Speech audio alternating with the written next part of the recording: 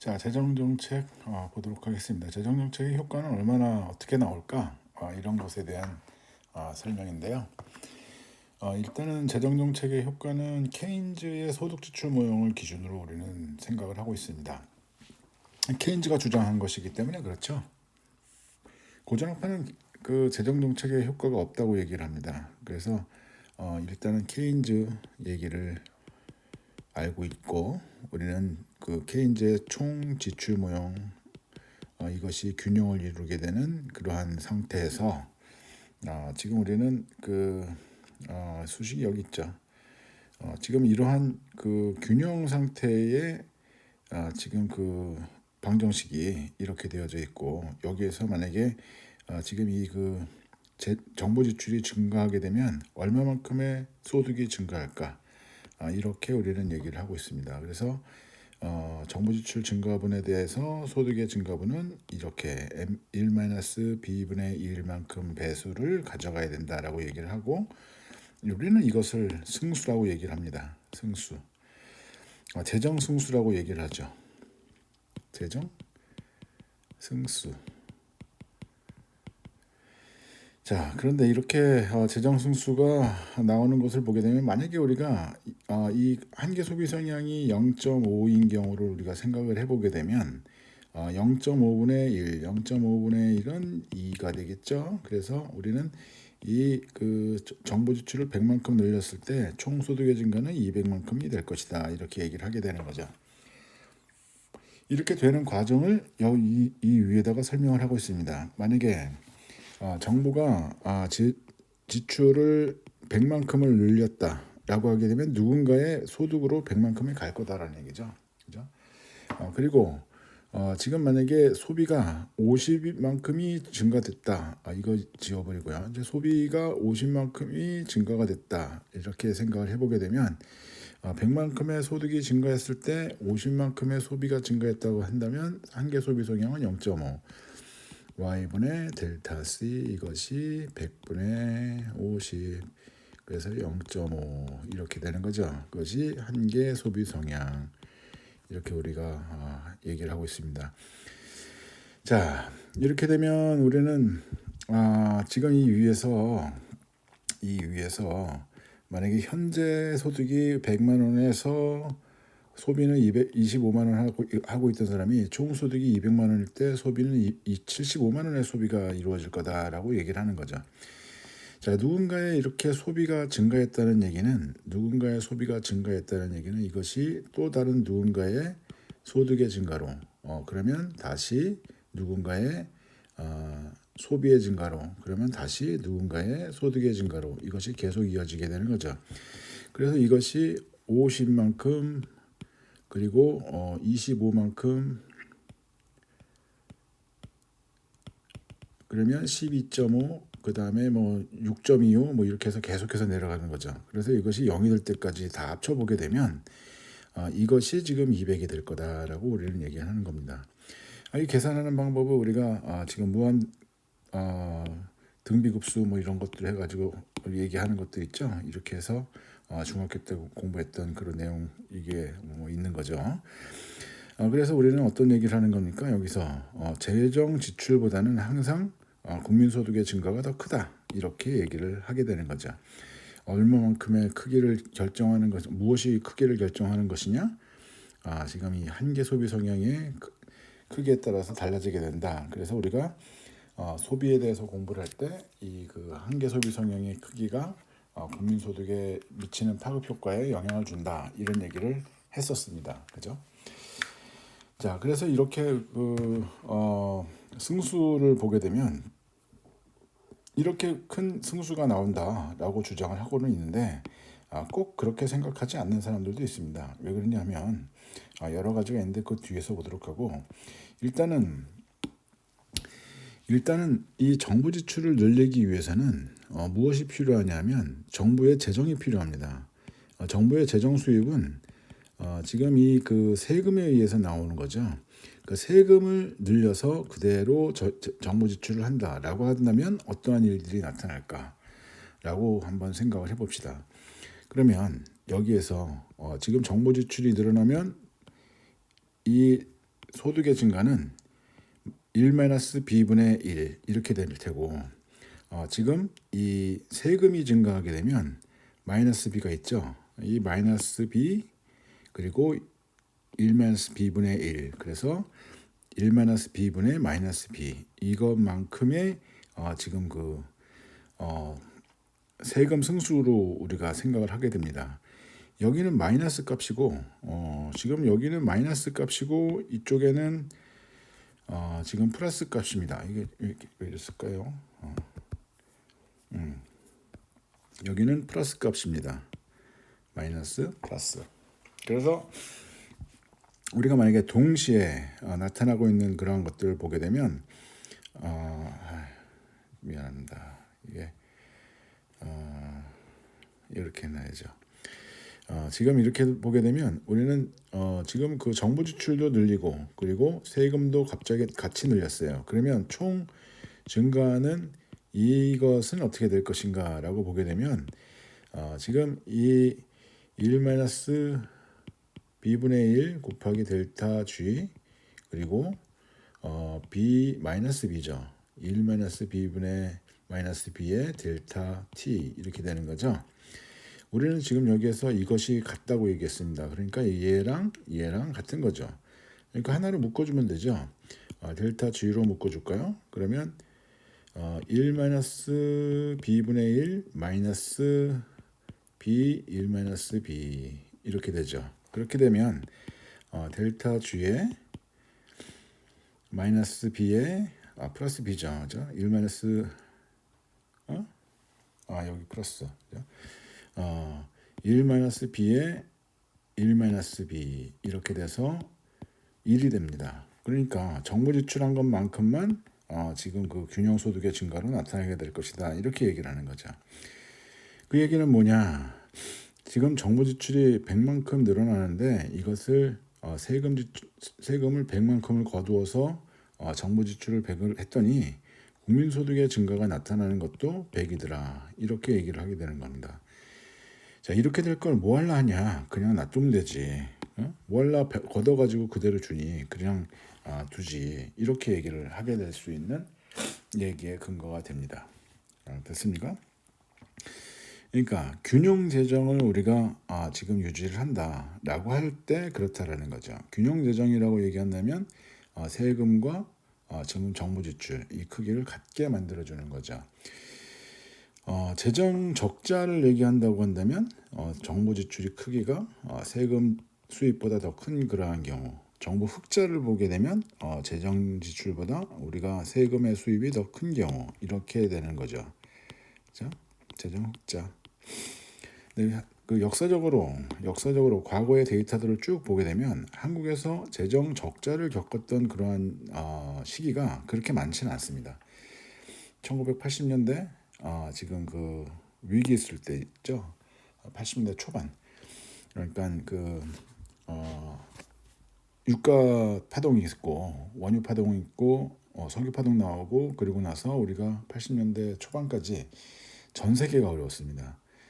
그때 우리가 재정 적자를 기록을 했고 그리고 IMF 이후에 1998년 이후에 재정 적자를 기록을 했고 아마도 이번에 재정 적자를 기록하지 않을까, 또 재정 적자를 기록하는 그러한 그 시기가 나타나지 않을까 이런 생각을 합니다.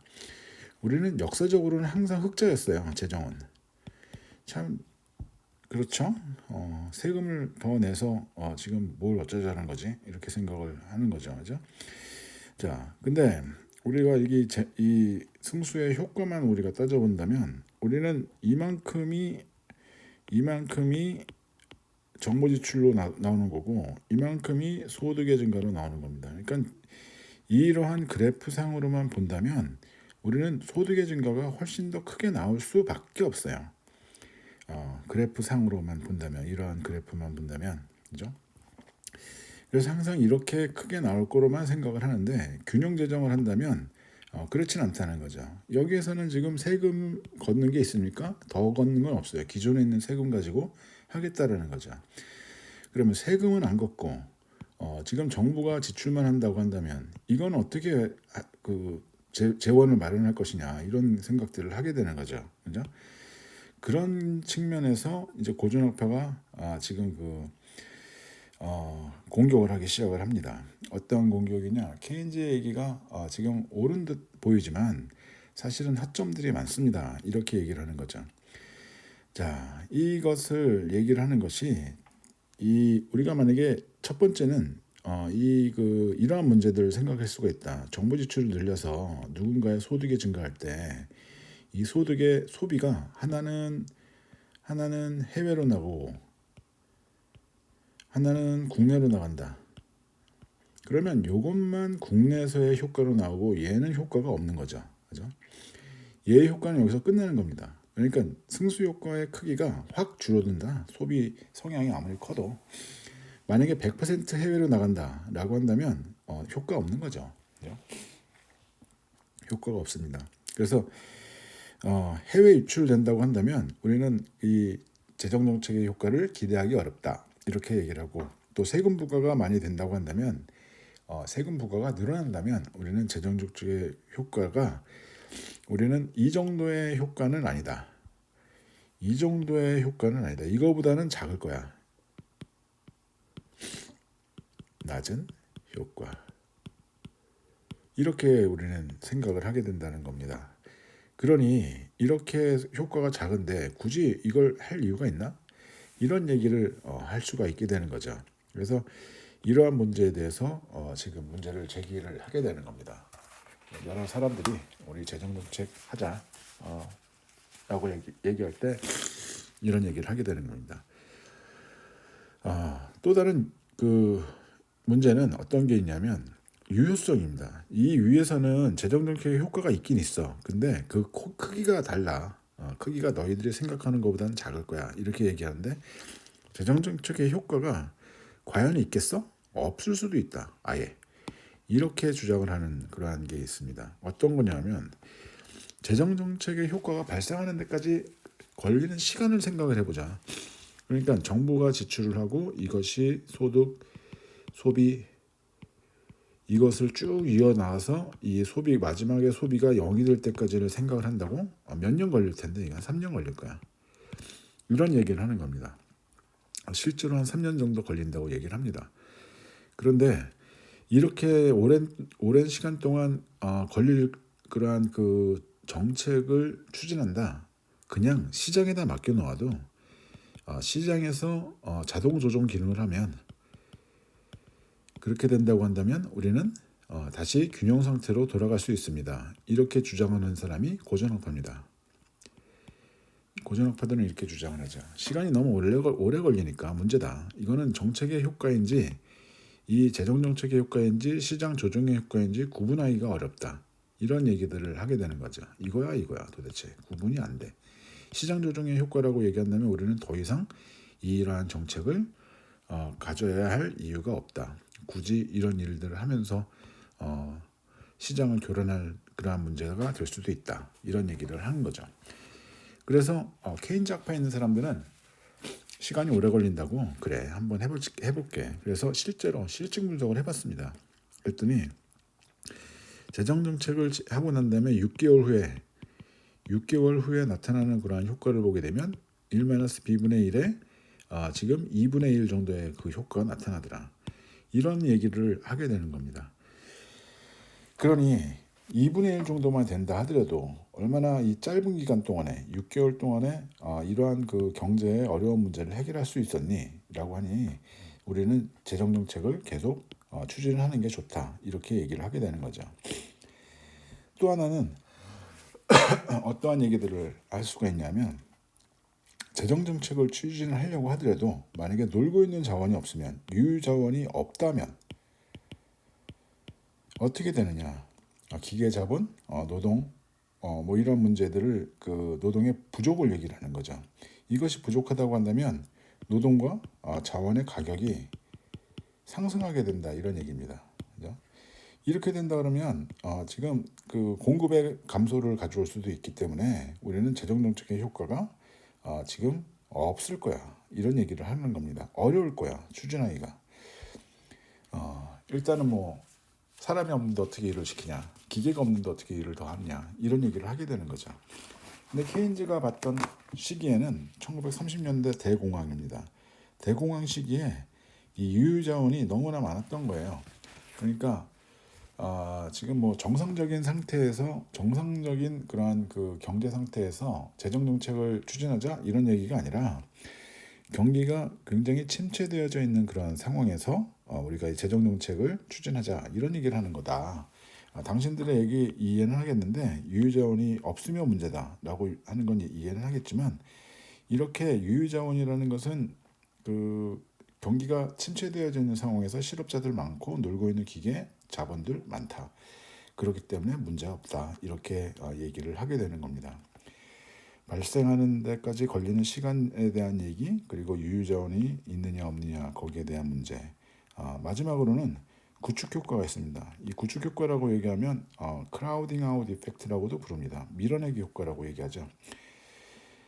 여러 가지 이름으로 부르게 됩니다. 이 구축 효과, 밀어내기 효과라고 얘기하는 것은 어떤 거냐면, 정부 지출을 하는데 세금을 걷지 않고, 이게 세금을 더 걷는 게 아니라 지금 채권을 발행하는 겁니다.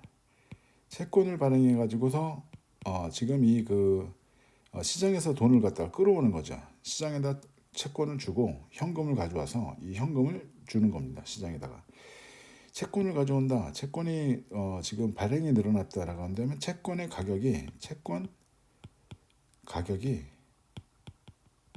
하락하는 거죠. 채권의 가격의 하락은 이자율의 상승과 같습니다. 그죠?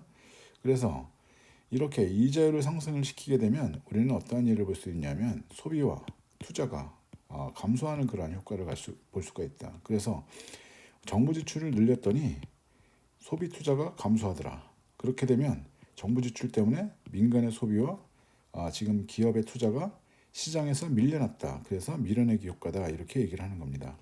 민간의 투자, 소비의 감소, 이런 것들을 이끌기 때문에 문제가 된다.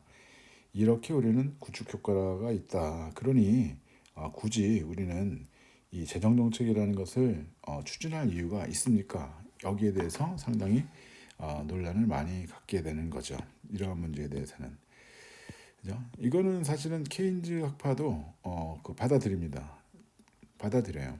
그러니까 100% 이 사람들이 얘기하는 대로 100% 효과 없다 이런 것은 아니고, 이거는 아니고, 지금 구축 효과, 당신들이 얘기하는 거 이자율을 상승시켜서 민간의 소비를 지금 감소시키는 거, 이런 것들은 인정을 하는데, 당신들이 얘기하는 것만큼 정부 지출과 이 소비 투자가 감소하는 것이 동일한 그러한 수준은 아니더라. 그래도 지금 이러한 감소가 조금은 있어. 하지만 이렇게는 된다. 그래서 이 총 지출에 국민소득의 증가에 영향을 미칠 수는 있다. 이렇게 얘기를 하는 겁니다. 이렇게 얘기를 하고 있습니다. 그래서 우리가 이렇게 지금 이 승수 효과의 크기에 대한 그러한 논란에 대해서 지금 계속 얘기가 진행이 되어 오다가 2000년대 들어서면서부터 한번 문제가 된 적이 있었죠. 2000년대 저기 미국 경제에 닷컴 버블 붕괴되는 그러한 일들이 있었습니다. 그래서 IT 업체들 잔뜩 생겼다가 거기에서 문제가 생겼던 그러한 경우들이 있었죠. 그때 사실은 이자율을 올렸어야 된다 뭐 이런 얘기들도 하고, 정부 지출을 늘렸어야 된다 뭐 이런 얘기들도 하고, 여러 가지 문제들을 했었는데, 지금 여기에서 그 사람들이 했던 것은 이자율을 낮추는 거였습니다. 이자율을 낮춰서 돈을 풀었던 거죠. 돈을 풀면서 버블 붕괴를 해결을 하는 듯 보였으나 2008년도에 지금 부동산 경기 버블 때문에 나타나게 되는 그러한 문제들이 생겼고, 금융기관에 지금 채권의 MBS 문제들 그런 거죠. CDS 뭐 이런 문제들을 얘기하면서 지금 경제 위기를 갖고 오게 되었었죠. 그죠? 2008년도에. 그러다가 코로나 시기에 들어서면서 또 다시 우리는 저기 이자율을 또 낮춥니다. 그래가지고서는 또 전 세계적으로 부동산 버블이 한번 또 나타나게 됐었고, 지금은 감소하는 그러한 추세, 이자율을 갖다 높이면서 지금 이 버블을 붕괴시키는 그러한 추세를 우리는 보고 있다 이겁니다.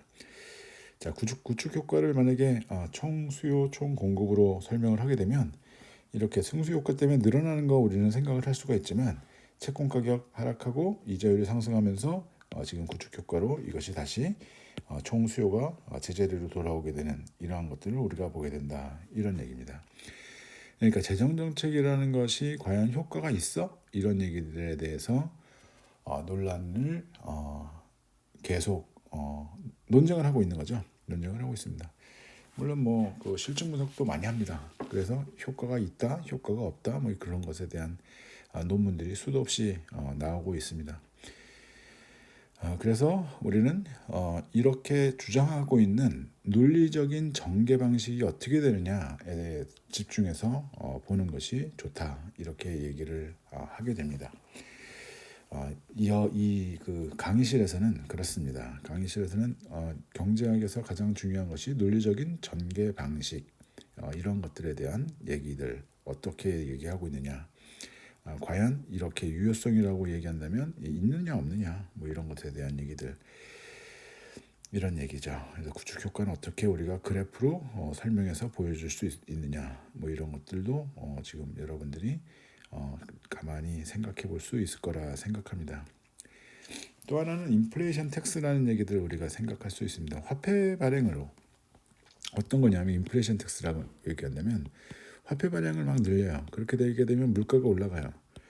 지금 우리가 겪었던 그러한 것들이죠. 근데 화폐 발행으로 물가가 올라가는 것, 통화 증발, 이건 통화량이 증가, 화폐 발행으로 통화량을 증가시키는 거죠. 이렇게 된다고 한다면 인플레이션이 온다. 이거 가지고 정부가 재정 지출을 한다면 그 인플레이션이 온다 이런 얘기들을 하게 되는 겁니다. 근데 묘하게도 미국의 입장에서는 이 화폐를 막 발행을 하고 달러를 막 찍어내 가지고서는 써도 지금 이 인플레이션이 자기네 나라에만 있는 것이 아니라 해외로 넘어갑니다. 해외로 전이가 돼요. 모든 국가들이 지금 그 달러를 가지고 지금 그 석유를 구입을 해야 되기 때문에 기축 통화를 유지하고 있는 것이고, 지금 이러한 것들에 대한 문제가 지금 그 통화량의 증가의 문제가 주변국으로 넘어가게 되는 거죠.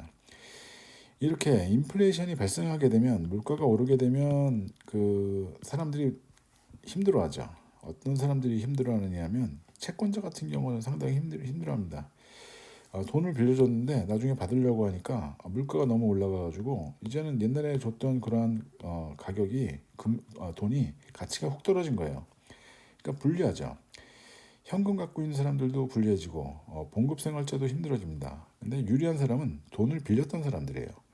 돈을 지금 100을 빌려가지고 110만큼을 갚기로 했는데 나중에 물가를 보니까 지금 120만큼으로 올라갔다는 거죠. 물가지수가. 그렇게 되면 내가 더 이득을 보게 되는 거다 이런 얘기입니다. 그래서 돈을 갖다가 물가가 올라가는 그러한 시기에는 돈을 자꾸 빌리려고 합니다. 그래서 기업들 같은 경우에도 물가가 계속 올라가는 경우에는 계속해서 채권 발행하거나 아니면 돈을 갖다 빌리거나 은행 가서 빌리거나 정부한테 요구하거나 이런 일들을 많이 하죠. 그래서 지금 문제가 된다 이런 얘기입니다. 그러니까 이런 얘기들을 왜 하게 되느냐? 정부 지출을 하는데 우리가 채권을 발행하게 되면 이것은 이자율의 문제가 생기고, 이자율의 문제가 생겨가지고 소비와 투자를 감소시키는 구축 효과가 발생할 수가 있는데, 만약에 정부 지출을 채권 발행하지 않고 현금을 찍어낸다면, 화폐를 발행한다면, 그죠? 화폐 발행, 이렇게 화폐를 발행한다면 어떤 문제가 생겨? 인플레이션 문제가 생긴다고. 이런 문제가 생기는데 우리가 굳이 왜 지금 이러한 그 재정 정책을 추진해야 되겠습니까? 이런 얘기들을 하게 되는 거죠. 그죠? 정부의 빚 전부 다 미래 그 세대들에게 세금으로 전해주는 것이 된다. 그러니 이런 일들을 왜 합니까? 우리가 잘 살자고 애들 힘들게 만들어서 되겠습니까? 이런 얘기들을 하게 되는 거죠. 그 세대 간의 갈등이 생길 수도 있습니다. 문제죠. 그죠? 다음은 우리가 조세와 재정에 대해서 우리가 생각을 해보도록 합시다. 사실은 여기는 간단하게 우리가 생각을 하려고 하는 거예요. 어떤 얘기를 하려고 하냐면 정부가 갖고 있는 부채들이 있어요. 정부가 갖고 있는 부채들이 있는데 정부가 어려워지는 것들 문제를 보게 되면 민간의 어려운 문제하고 똑같습니다. 그러니까 부채에 대해서 이자 비용이 있죠. 이 이자 비용이 있는데 이 이자 비용만큼도 소득이 안 되면, 그러니까 정부의 수입, 재정 수입 이것보다도 이자 비용이 더 크면 그러면 이 국가는 파산하는 겁니다. 우리도 그런 일들 많이 보죠. 민간에서 돈을 빌렸다가 나중에 신용불량자가 되는 그러한 경로.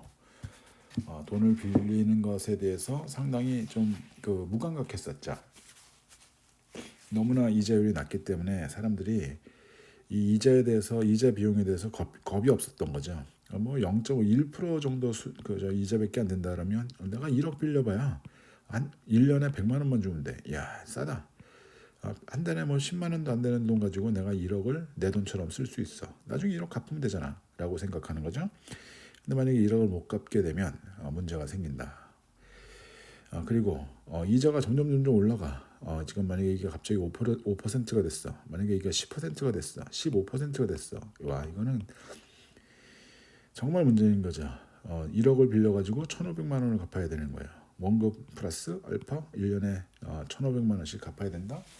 만약에 10억이라고 그러면 1억 5천이죠. 엄청난 그런 노력이 필요합니다. 그래서 이러한 문제에 있게 되면 지금 이 국가는 민간이 겪고 있는 그러한 문제하고 유사하게 부도가 납니다. 그래서 지금 다른 국가들로부터 신용 불량이 되는 거죠. 그래서 지금 채권을 발행해도, 국가에서 채권을 발행해도 아무도 안 삽니다. 그렇게 되면 돈이 없어서 파산해서 빌려왔던 돈 못 갚겠습니다. 지급불능 선언하고 지금 IMF에다가 구조조정 요청하고 지원을 요청하고 구조조정 받고 그러면서 알짜 기업들 내주게 되는 거죠. 또는 뭐 땅을 내준다든가 뭐 이런 일들을 우리가 겪게 됩니다. 그러니까 우리가 이 재정을 항상 균형을 유지를 해야 되느냐? 꼭 그렇지는 않습니다. 꼭 그렇진 않아요. 그러니까 우리는 이 경기라는 것이 시간이 지나면서 이 소득이 계속 이렇게 파동을 치면서 올라가거든요. 그래서 이러한 추세선을 우리는 생각을 할 수가 있고, 경기가 굉장히 좋을 때 세금 수입은 늘어나고, 경기가 안 좋을 때는 세금 수입은 감소하고 정부의 지출은 늘어나고, 이러한 일들을 우리가 보게 되거든요. 그러니까 여기에서는 흑자, 여기에서는 적자, 뭐 이런 식이 되겠죠. 흑자, 적자, 나중에는 균형, 뭐 이런 식으로. 그렇기 때문에 장기적으로 보게 되면 큰 문제는 되지 않을 수 있다. 안정적인 그러한 상태에서 이러한 변동을 갖고 있다고 한다면 그렇다라는 거죠. 그러니까 우리가 늘 매년 균형 재정을 가져야 돼. 이렇게 압박할 이유는 사실은 없습니다. 지금 힘들 때는 적자를 좀 갖고 좋을 때는 흑자를 갖게 될 테니 지금 장기적으로 보게 되면 우리는 균형 상태로 유지될 수 있습니다. 이렇게 주장할 수가 있죠. 이렇게 되는 겁니다. 그래서 이것을 얼마만큼 믿어줄 거냐, 이러한 것에 대한 얘기도 하게 되는 거죠. 다음은 우리가 정부 지출 늘리는 거 말고 세금을 줄이면 어때? 세금을. 이것도 효과가 있다. 그래서 이것이 1980년대에 지금 큰 인기를 얻었죠. 지금 공급주의 학파라고 얘기하는 사람들이 지금 레이건 시대 1980년대 지금 이 경제학자들입니다. 이때 이 사람들이 주름을 잡았죠. 이 사람들이 어떻게 주름을 잡았느냐? 이 세율을 인하하니까 지금 나타나는 것이 소득 수요 측면에서의 변화, 공급 측면에서의 변화 두 개가 나타나는데, 공급 측면의 변화가 얘보다 훨씬 더 크더라는 거예요. 공급이 훨씬 더 많이 늘어나더라. 수요가 늘어나는 것보다 이것이 훨씬 더 크게 나타나더라는 거죠. 그러니까 어떤 형태로 이렇게 주장을 할 수가 있느냐? 이 사람들 얘기를 보게 되면 만약에 법인세를 인하하게 되면 지금 기업의 투자가 증가한다는 거죠. 여기는 그 수요 측면이 변화한 거죠. 그죠? 근데 이 투자는 어디로 가느냐? 자본론으로 간다는 거죠. 자본 축적이 증가하게 되면 생산량이 증가하는 거예요. 이거는 공급 측면이죠. 또 개인의 입장에서 보게 되면 소득세를 인하하게 되면 소비가 증가한다. 이 소비가 증가하는 것은 수요 측면이죠. 그런데 소비가 증가하면서 이 사람들 소득세를 인하하니까 자신들이 벌어들이는 실질 소득이 그 가처분 소득이 더 증가하는 거죠. 그래서 이 노동 공급을 더 늘립니다. 노동 공급을 늘리게 되면 생산량이 증가한다. 그래서 우리는 여기서 또 공급량의 변화로 우리는 생각을 할 수가 있습니다. 그래서 이 수요 측면의 변화와 공급 측면의 변화를 둘을 비교해 보니까 이쪽이 훨씬 더 크더라. 이쪽이 더 크더라. 이런 얘기들을 하게 되는 거죠. 그러니 우리는 이렇게 세율을 조절을 해서 세율을 낮추면서 지금 그 수요와 공급을 동시에 증가시키는 그러한 일들을 지금 가져보자 이런 얘기들을 했던 게 1980년대였고 그 당시에 이것이 성공했죠. 성공했죠. 미국 입장에서 성공한 겁니다. 미국 입장에서. 미국 입장에서는 이렇게 세금을 낮춰주면서 생산량이 증가하고 이 생산량 증가한 것들이 전부 다 해외로 지금 뭐 수출이 되는 그러한 일들을 우리가 보기도 하고 하니까요. 그래서 이런 일들을 보게 됐죠. 이러한 것들의 이론적인 기반을 만들어 놓은 사람이 래퍼라는 사람인데 이 래퍼라는 사람이 지금 이러한 그 그래프를 그린 거예요. 조세 수입의 크기하고 세율의 크기, 세율을 갖다 늘리면 조세 수입이 늘어나겠죠. 근데 세율이 너무 높아지게 되면 아주 높아지게 되면 일할 사람이 없습니다. 그래서 조세 수입이 완전히 낮아집니다. 그러니까 지금 미국에서는 현재 이러한 시점에 이러한 점이 있는 거 아니냐. 그러니까 우리가 세율을 낮춰가지고 오히려 세금 수입을 더 높일 수 있는 그러한 점으로 갈 수 있다. 이쪽으로 간다라고 얘기를 하게 되는 거였습니다.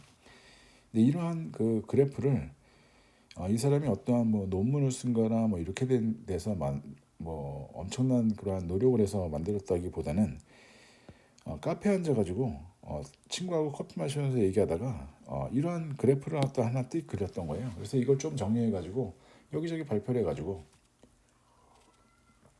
그것이 지금 미국의 감세 정책으로까지 이어지게 되는 그러한 일들을 겪게 되었던 겁니다. 좀 황당하게 유명해진 거죠. 다른 사람들이 보게 되면 좀 그래요. 어떤 사람들은 이거는 뭐 그 이론이라고 얘기하기는 좀 그렇다. 뭐 이렇게 얘기를 하면서 레포곡선을 상당히 비하하는 그러한 일들을 많이 본 적이 있습니다. 근데 이 사람이 이거 가지고선 굉장히 유명해지고 했거든요. 근데 이거 말고는 뭐 다른 거는 그렇게 크게 무슨 그 실적이 많았던 건 아니라고 들었어요. 근데 지금 현재까지 이렇게 지금 뭐 경제학 시간이라고 한다면 재정 정책을 얘기하다가 세금의 인하에 대한 얘기를 하면서 꼭 한번 설명을 하게 되는 그러한 분야가 바로 이 레포 곡선입니다. 유명한 거죠, 사실은요. 그죠? 시기할 만하죠. 너무 쉽게 성취한 거야. 사람들 그런 거 싫어합니다. 쉽게 이긴 것 같으면 되게 싫어하죠. 남들이 고생 죽어라고 하는 것들 보면서 성공하게 되는 거 보면 정말 대단하다 이렇게 생각하는 사람들 많습니다. 자, 다음에는 우리가 화폐 금융으로 가도록 하고 재정 정책이라는 것에 대해서 제일 중요한 거는 제가 생각할 때는 이 사람들이 과연 어떻게 이러한 재정 정책의 효과에 대해서 얘기를 하고 있느냐. 이러한 얘기들 있죠. 이러한 얘기들이 어떻게 전개가 되느냐. 그러한 부분에 대해서 여러분들이 잘 알고 있으면 좋겠다. 그러니까 이걸 외우는 게 아니라 어떻게 이 사람들은 자신의 주장을 논리를 전개하느냐. 이러한 과정들을 잘 지켜보시기 바랍니다. 수고하셨습니다.